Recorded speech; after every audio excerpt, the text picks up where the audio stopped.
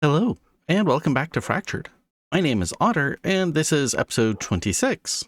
And in this episode, we are going to start by opening a new business.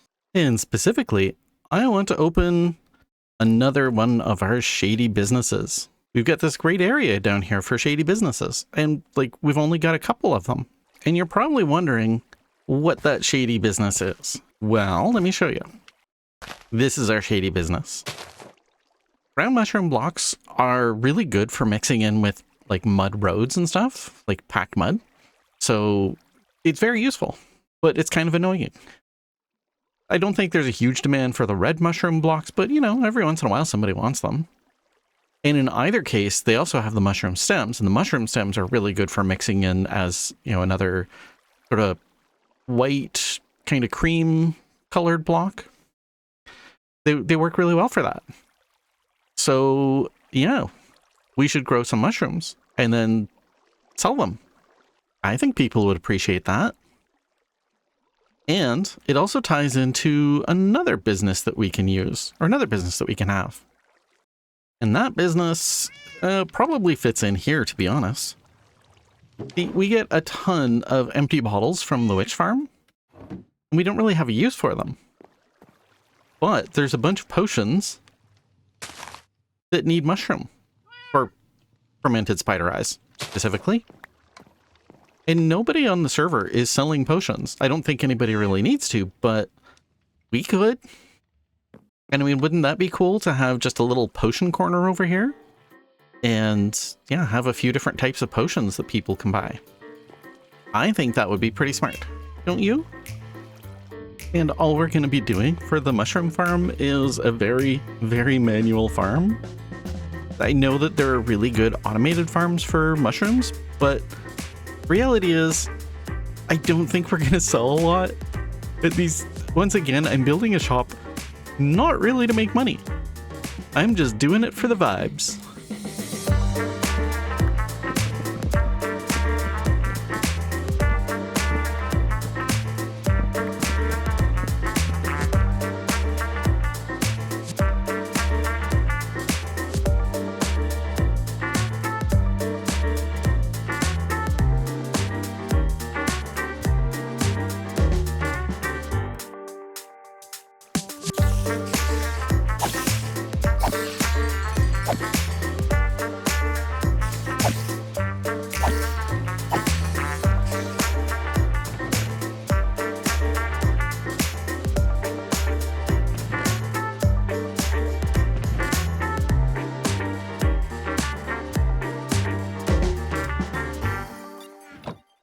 And after a little messing around, I have a potion brewer. There are 9 brewing stands, and of course each one can make 3 potions, so that's a full shulker of potions each time I run it. Let's go ahead and let's make some water breathing potions. Obviously extended.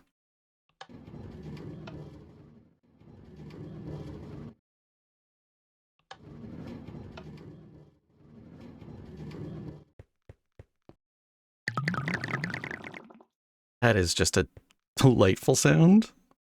Honestly, I love that. A little chain of glug, glug, glug going from one side to the other. And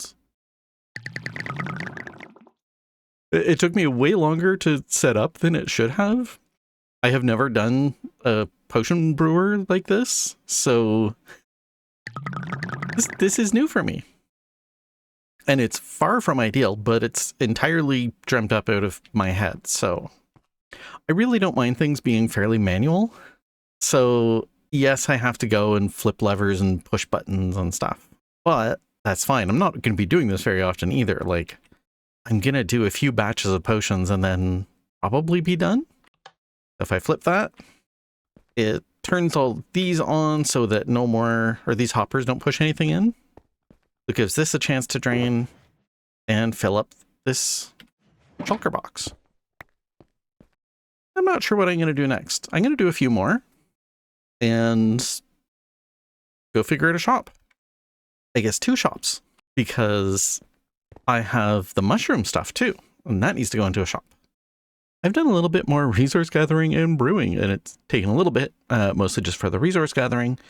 But we now have full shulkers of invisibility, night vision, water breathing, splash healing 2, extended regen 2, and splash strength 2. I obviously can make a whole bunch of others as well if people want them. But I think this is enough to get a pretty good start on a shop. And I've changed my mind. The original plan was to put the potions in here. This is a very reasonable place to put them. But I kind of want to put them somewhere else. And I've got 2 options I'm considering, and I'll explain them. Now, my first thought was, what if somewhere around here, I made a giant potion bottle, or at least a shop in the shape of a giant potion bottle, and put the potions in there? I think that could be an excellent plan, and I am seriously considering it. That said, there is another option, which is I'm already going to be putting another shop in here to do all the mushrooms. What if I also put something in here with the potions? Because I do want to eventually fill this up.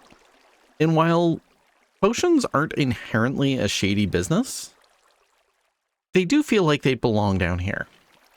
We could think of it as the sun being bad for potions, so they need to be in the shade so that they're not damaged by direct sunlight. So the potions could easily fit down here as a shady business. Now, I haven't decided yet which I want to do because, honestly, I love both ideas. Actually, there's an ongoing joke in my life that I have never made a solid decision on anything, and I don't intend to start now.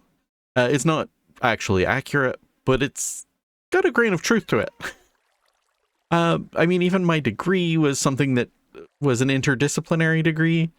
So, yeah, I'm a big fan of why not both? And I think we can do that. So we can do the potion bottle up here. And it has all of the sort of positive effects. So things like regeneration and strength and invisibility and water breathing, you know, those kinds of things. But we can also do potions of harming, which I haven't done yet. We can also do potions of weakness and poison. I don't know, there's probably other negatives. And those could go down there. Now, of course, the potion bottle doesn't have to go here. There's also a fair amount of empty space up here. In fact, there's a big empty space right here. And it's above my amethyst shop. So it would have, you know, amethyst shop, potion bottle, bookshop, witch shop, and frog hidden behind there. They'd still be all clustered fairly closely together.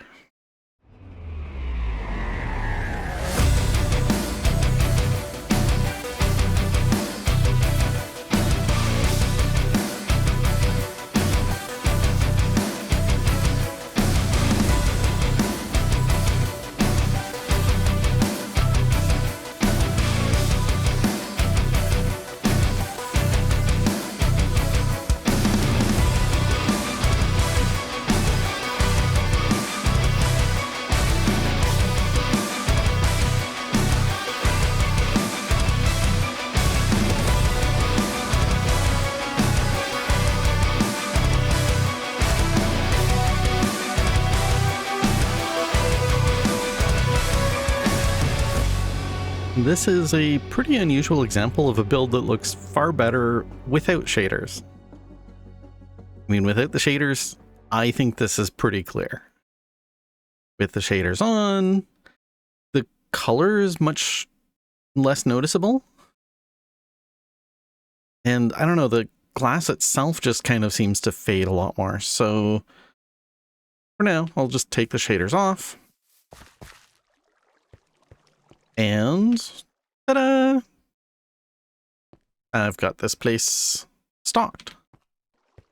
Wish there's some way to do like slabs with glass or stairs, but I also don't think that would necessarily be reasonable. So, I mean, it would be nice, but also probably not necessary. Anyway, yeah, this shop is done. Next thing we need to do is figure this out somehow. First, I think the mushroom shop. Actually, no, first let's do a potion shop, and then I'll do the mushroom shop, because I got some ideas for the mushroom shop, and I think they're going to take a bit more experimenting, whereas the shady potion shop, I don't think requires as much experimenting. Pretty straightforward. So yeah, on to that. It's not a fancy shop down here. It's fine. I mean, it's really just for the vibes. But yeah, so we have slowness, weakness, instant damage. And then we have the infested potions. So these are the ones that cause silverfish to come out. Oozing potions causes slimes. And weaving, which causes cobwebs. It's not super likely that these ones are ever going to get used. And realistically, these ones... The weakness, maybe, if somebody needs to cure some villagers to get better trades, then the weakness potions are pretty handy. And they're just annoying enough to make that I can see somebody deciding to just throw some money at it. And yeah, that's it. So yeah, now on to the mushrooms. In the end, I decided to do something very simple as far as decoration goes. I was going to try to work in a bunch more sort of mushroom stuff, but I don't think it's necessary, and it's also not really what I want to do here. I don't want this to be a big fancy area. This is the kinds of businesses that need to happen underground. So anyways, it's very simple, but I think it works. Gives the idea and doesn't take up a ton of space. And now this place feels much more used. So I'm happy. I have been feeling bad about how empty this space is for, I don't know, a few months now. So it's nice to get it somewhat filled up. I think we're going to end this one off here. So I actually have recorded a bunch more, and I was planning on including it in this video, but I think it's going to work better in a separate video. And yeah, that will make a lot more sense.